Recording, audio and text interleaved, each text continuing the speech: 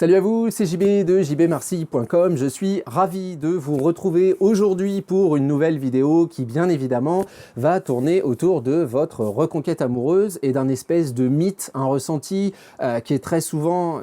excessivement puissant en vous, à savoir cette espèce d'image, cette espèce de légende urbaine, ce fait que votre ex serait en contrôle absolu de la situation. Il ou elle m'a dit que c'était terminé, il ou elle est certain de ses ressentis, et à partir de là, chacune de ses actions, chacune de ses pensées, chacun des symboles qui sont envoyés au grand œil sur les réseaux sociaux, ou ce que vous allez pouvoir entendre comme information, etc., est destiné finalement à rajouter une couche à cette assertivité, à renforcer un petit peu le pacte, à remettre une serrure, un verrou en plus sur la porte. Et bien évidemment, de votre côté, on comprend tout à fait d'où vient cette réflexion. On n'oublie pas que la rupture amoureuse est un conflit et que ce conflit, par nature, crée une véritable difficulté communicationnelle. On sait très bien, il n'y a pas besoin d'être Einstein pour comprendre que quand on se sépare de quelqu'un faisant du mal à cette personne, évoluant dans ce constat d'échec, devant dire stop à quelque chose,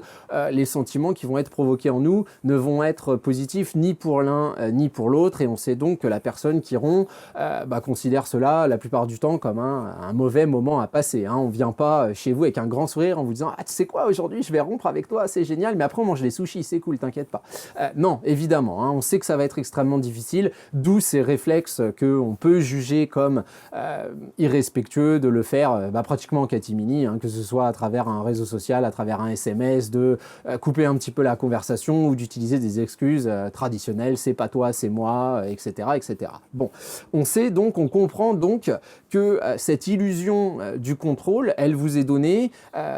d'abord par le contexte. Comme on le disait à l'instant, la rupture amoureuse est un conflit. Quand on va vers un conflit, on y va armé, on y va protégé, avec tout un flot d'idées, toutes les choses, tous les reproches qu'on va vous faire, l'explication matérielle de la rupture amoureuse qui est vouée à ne pas vous faire espérer. Mais la personne qui vous dit à ce moment-là de ne pas espérer, elle vous le dit à un instant T, avec un état d'esprit qui est défini par ce qui se passe, donc cette rupture amoureuse, et à un moment de sa vie où on n'est pas capable de lire l'avenir. On n'est jamais capable de lire l'avenir, donc ça, comme ça, cet argument-là, on sait qu'il est validé. Vous, ce que vous voyez, c'est finalement une espèce de testament relationnel. On vous dit des choses parfois difficiles,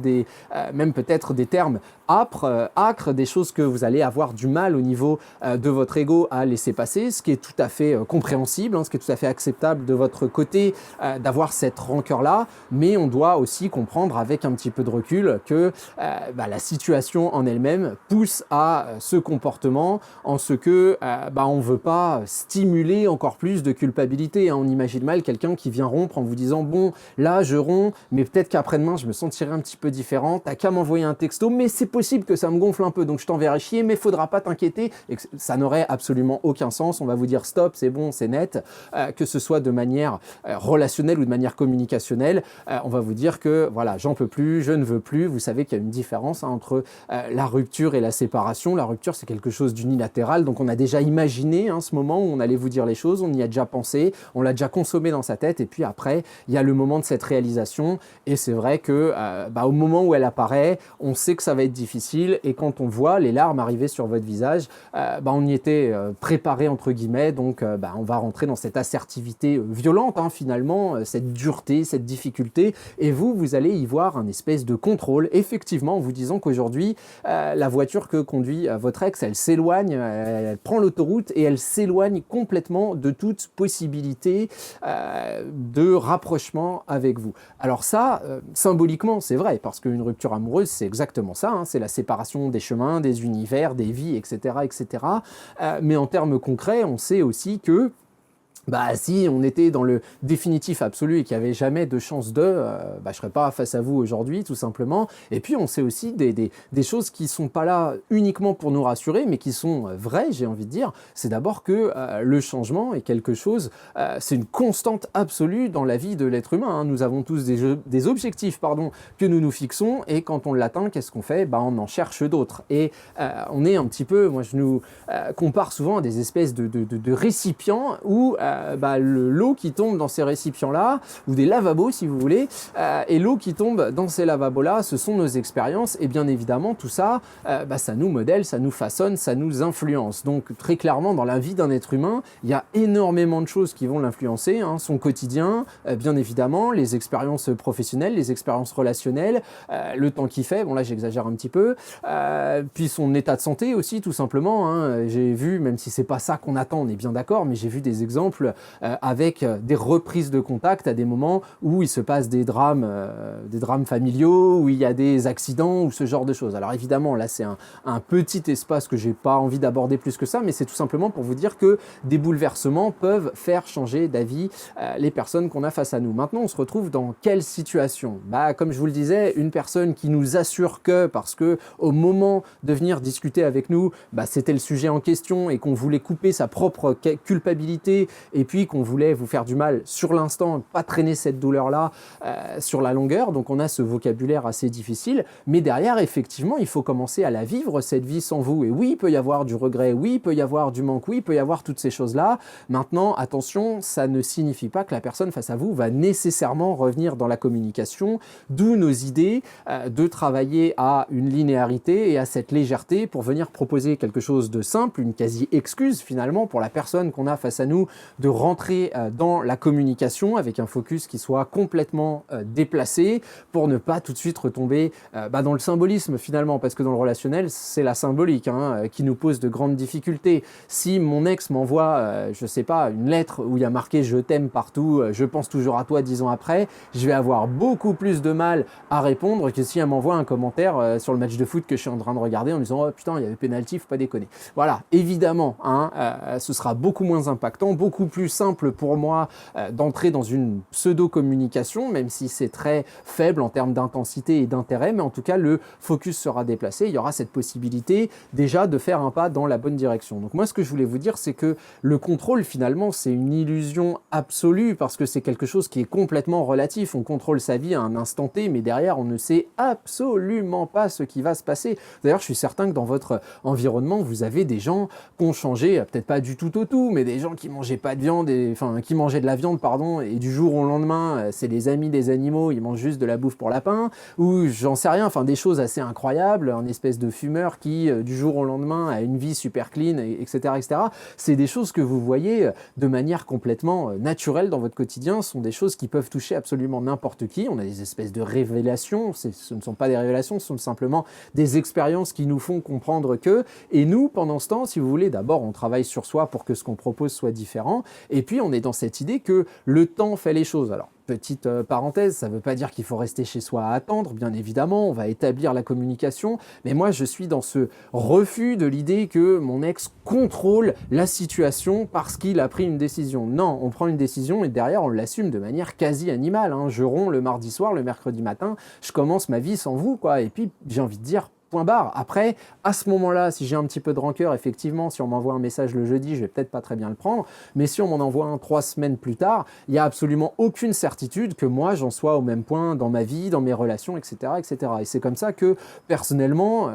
je vois dans le panel des gens que je peux suivre, des histoires où on a des blocages qui durent hyper longtemps, et puis du jour au lendemain, on est débloqué, on reprend une communication, des conflits qui ont l'air hyper violents dans les termes utilisés, et puis qui s'arrangent au fur et à mesure, et l'inverse aussi, des relations qui ont l'air de bien partir, une rupture qui a l'air de bien se passer, et puis à un moment on nous dit écoute, se continuer à contacter l'un l'autre, je vois pas l'intérêt, etc., etc. Toutes les évolutions sont possibles, et cette idée-là, elle remet complètement en cause l'idée du contact, et du contrôle, pardon. Et pourquoi je vous parle du contrôle? Peut-être, et sans doute même, pour améliorer un petit peu, vous pousser un petit peu vers l'objectivité, parce que du coup, il y a beaucoup de choses que vous allez voir et que vous allez analyser sous l'angle du « c'est pour m'envoyer un message ». Voilà, c'est pour me faire mal, c'est pour ceci, c'est pour cela, même si vous savez qu'au fond, vous n'avez pas raison, vous allez prendre énormément de choses pour vous et vous allez vous enfermer dans cette espèce d'auto-persuasion que vous êtes effectivement la victime, comprendre qu'on vous en veut, effectivement, et que le quotidien est fait de preuves que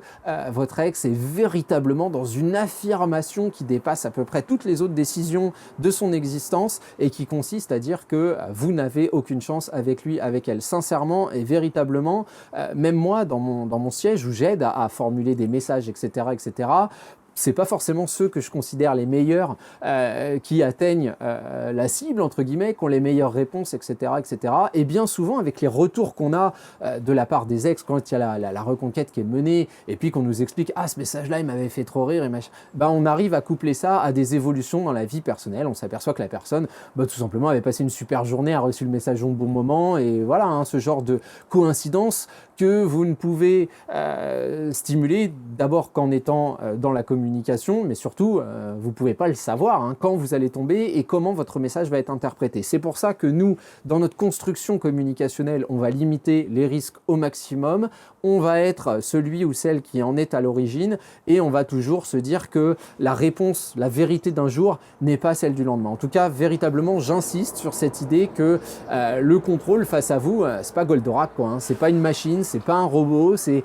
ça on a tendance à l'oublier. Et cette problématique-là, ça fait que quand on analyse ses propres désirs, ses propres envies, on va se trouver soi-même des limites. On va se dire non, je vais pas contacter parce que mon ex doit penser que, mon ex doit croire que, on va me dire que, on va estimer que. Et ça, j'en l'entends tous les jours. On se met finalement à la place de son ex pour analyser sa propre communication, ses propres ressentis, ses propres réactions. Et ce que je réponds toujours, c'est mais comment est-ce que tu veux être plus subjectif que ça? Tu te mets à la place de la personne que t'aimes. Donc déjà, sachant que t'es pas elle évidemment, et puis qu'en plus, la manière dont tu la vois, c'est sans doute un peu d'idéalisation, etc., etc. Et tu te juges toi, sachant que tu considères qu'elle est en contrôle. Donc là, on se perd dans une analyse qui finalement est absolument tout sauf objective et on se met des barrières gigantesques alors que, à mon sens, dans la reconquête, nous, on veut quand même viser un maximum de simplicité en limitant les risques. Bref, comme d'habitude, vous n'hésitez pas à liker la vidéo, vous n'hésitez pas à vous abonner à la newsletter, vous cliquez sur le déroulé de cette vidéo, vous aurez tous les liens utiles, le coaching, les formations vidéo, etc., etc. Et en espérant tout simplement que tout cela vous aide un petit peu. Voilà, je vous abandonne là pour aujourd'hui. Et puis, je vous dis tout simplement à très bientôt pour un prochain contenu. Salut à vous!